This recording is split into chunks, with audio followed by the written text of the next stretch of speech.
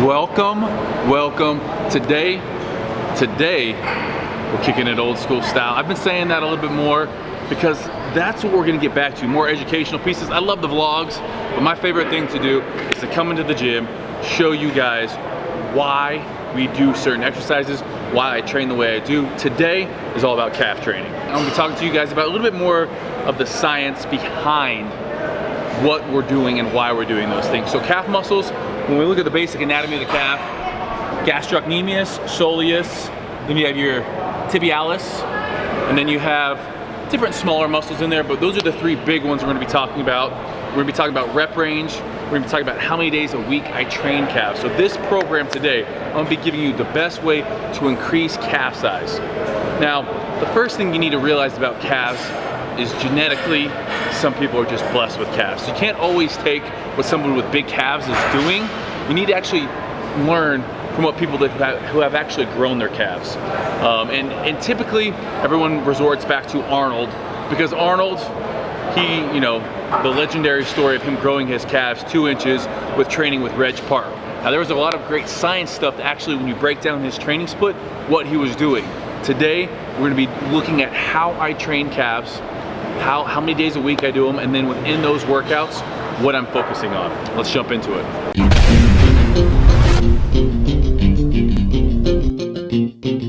First thing, I want to talk about my split. If I'm trying to grow my calves, I'm going to be training them 4 days a week. Now, if it's more of like a maintenance period, 3 days is fine. But what I like to do is alternate heavy days with more high rep days, more volume days. When I go a heavy day like today, most people like throwing their calf workout at the end of legs, at the end of back. They typically think about them second after their primary muscle group they're focusing on. That's a huge mistake. If you really have a weak point in calves, train them at a different time of the day or first in your workout. Now, if you're training legs, I wouldn't suggest doing that. That is the one day you want to hit your quads and everything else. If you're hitting your calves before your quads and everything else, you're gonna have problems. But today, we're training them at a different period. First exercise we're gonna be doing, seated calf raise. Now, this is a great overall calf developer, but also more specifically, our soleus. So that soleus, when you look at that calf muscle, it's gonna lie just underneath, just anterior to that gastrocnemius. So this is one that you're hitting both of those calf muscles, but primarily, if we're stretching all the way down and all the way up, really trying to focus on that soleus. The biggest thing I would say on any machine that we're using, full range of motion. Our calves, we walk around all day on our calves. Our calves are used to very high volume training. So the way we kind of combat that is we take our calves through full range of motion. Typically, I never stretch my calves this much walking around, nor do I come up on my toes. The reason all ballerinas have good calves is because they're always on their toes. They're not doing it with weight, but they're full range of motion. All the way up on their toes, and then they hold it there. Just me holding that there, I'm getting a great contraction and it's starting to burn.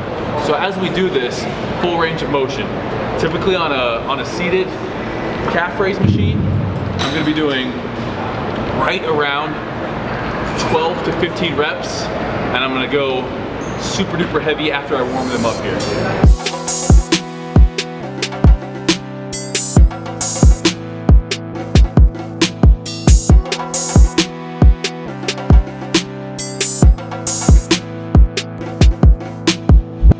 One thing I want you guys to take away from that is that full range of motion. If you're not going all the way down, all the way up, you're cheating this. And also, one thing, when we're training the soleus, because the soleus is more slow twitch type 1 muscle fibers, I'm gonna be training the time under tension or the time I'm gonna be doing an exercise generally over 40 seconds. If I'm training more for the gastrocnemius, which is quick twitch muscle fibers, it's gonna be more explosive movements, or they're about on average 50% slow twitch, 50% fast twitch. So we're going to train that gastrocnemius a little bit differently. So again, time under tension is crucial here, all the way down, all the way at the top. Once I've hit complete failure, then I might go into a couple bouncing reps, but only after we've gone completely to failure with all the way down. And I just like to push down a little bit on here and then all the way up.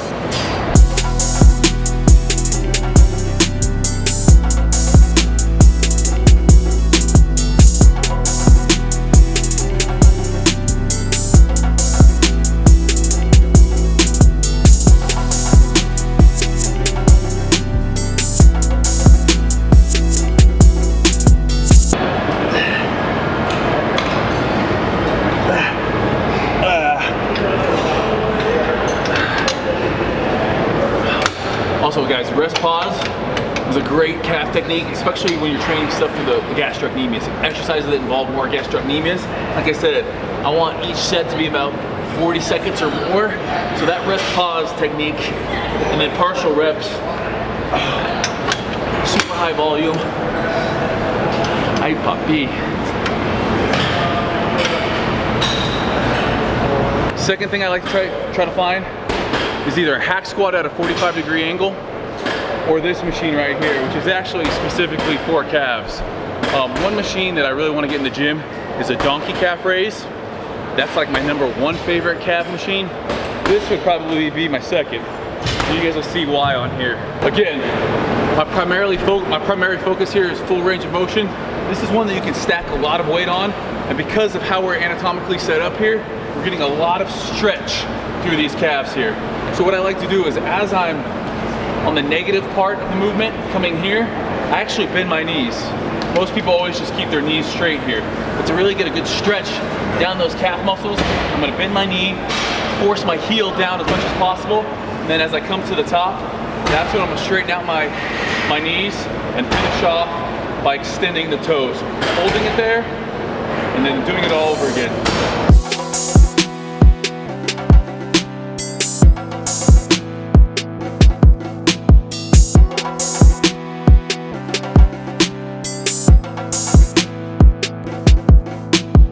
The other thing I like to do on this machine, toes.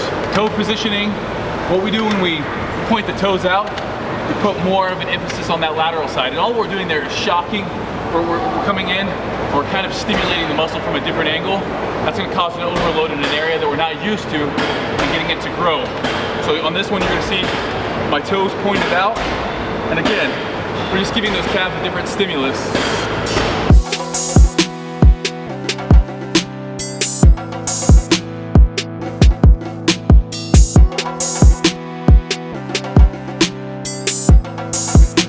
Toes pointed in this time, trying to really get a good stretch on that medial part of the calves there, all the way down, bending the knees, straightening, and pressing out.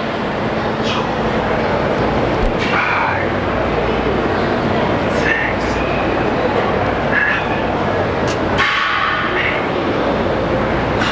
7. Everyone has the potential. Some people's calves are naturally big, but they can be bigger if they train them.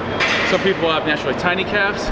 They can make them medium if they train them. So don't just make an excuse and say, my calves are small, there's nothing that can be done. That's negative talk. We gotta get rid of that here. So on this, we have one more set. Again, this day, relatively heavy. I'll go 12 to 15 one day, and the next day in the week, I'll go 12, 10, 8, 6 even at times. And then I'll show you later on what I do one day a week.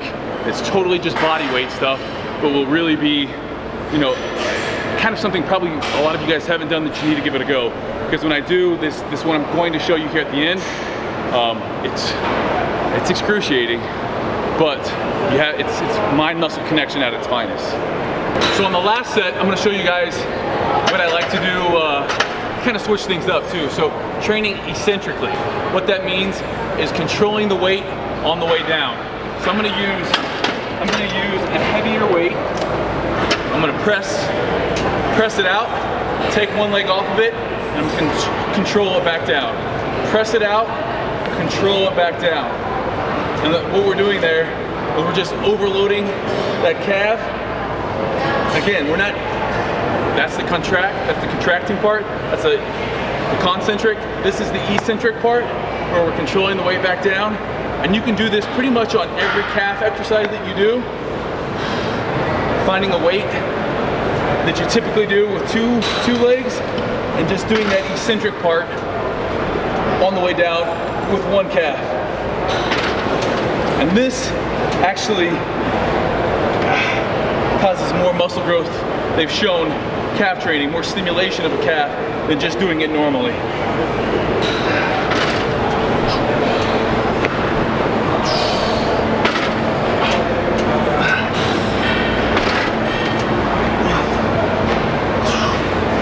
So I'm still pressing it out, squeezing at the top. One leg comes off, nice and slow on the way down. And then I'll just finish with some partials at the end here.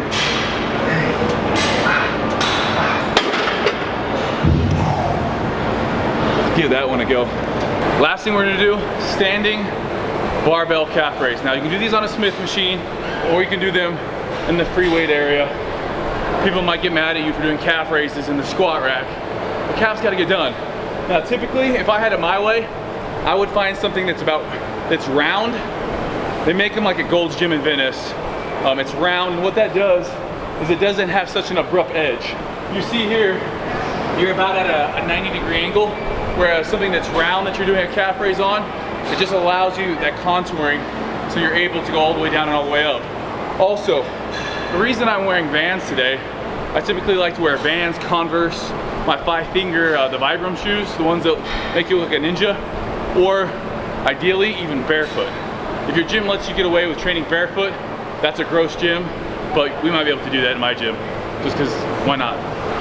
So on this, biggest thing here, all the way down, all the way up, pointing like that ballerina, making sure you get a good stretch. You guys will notice me starting out fairly light.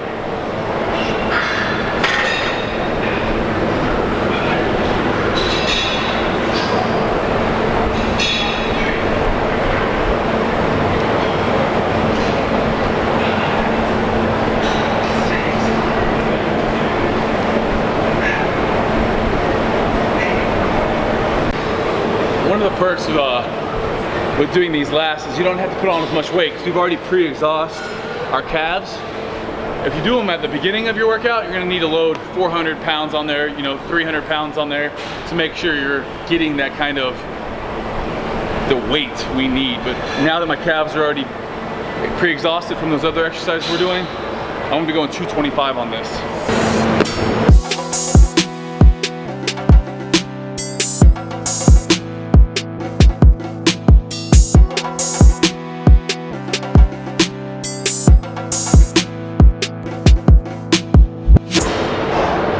The best techniques is once you hit failure on full range, you can't do any more full range of motion than those partials. And again, I'm taking about 90 seconds, 60 to 90 seconds in between. I'm just gonna be stretching things.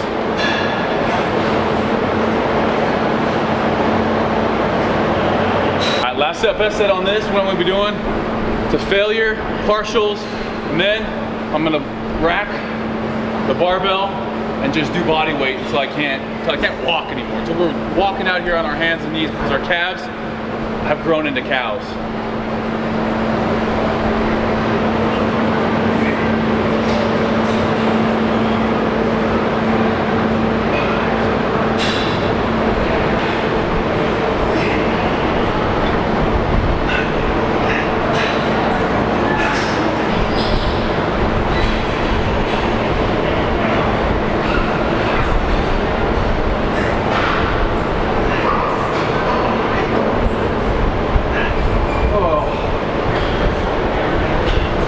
Doing them on a rack also provides me the ability, if I can't do any more, I'm gonna slowly pull up and help myself up, kind of like an assisted pull-up, an assisted calf raise. I don't know if that's a thing, we just made it a thing. So I showed you guys what I typically do 2 to 3 times a week max. Heavy weights, 8 to 12 to 15 reps in there. Usually a total of about, we're looking at 9 to 12 sets max. Now, on the days that I'm not doing heavy calf training, if you're really wanting those calves to grow, this would be my #1 tip. Find a set of stairs, and what we're gonna do is we're gonna go mind-muscle connection to the max. Now, this can be a lot easier if you guys don't put in the effort. I know it looks easy, it's just a set of stairs. I walk upstairs all the time, Steve. How are my calves gonna grow doing this? All about that mind-muscle connection, full range of motion, all the way down, all the way up. So what I do on here, first set of stairs, toes pointed out as wide as I can go. And I'm just thinking, I got my ballerina thinking cap on, all the way down, stretch it, all the way up. That's 7.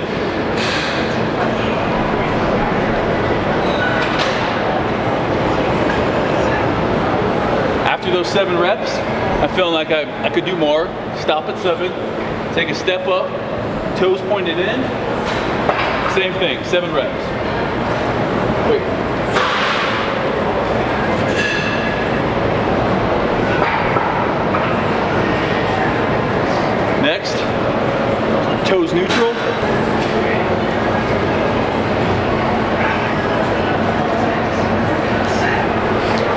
21 reps right there. We're just getting started. We have the rest of the flight of stairs, alternating 7, toes pointed in, next step up, toes pointed out, next step up, neutral. So we have approximately 20 stairs here. If we do 7 sets on each, that's 140. If we do 7 reps on each, that's 140 reps total. And I tell you what, your calves will be pumped up out of their mind, but you gotta go a full range of motion, and you have to have that mind-muscle connection, pausing at the bottom, pausing at the top. Oh.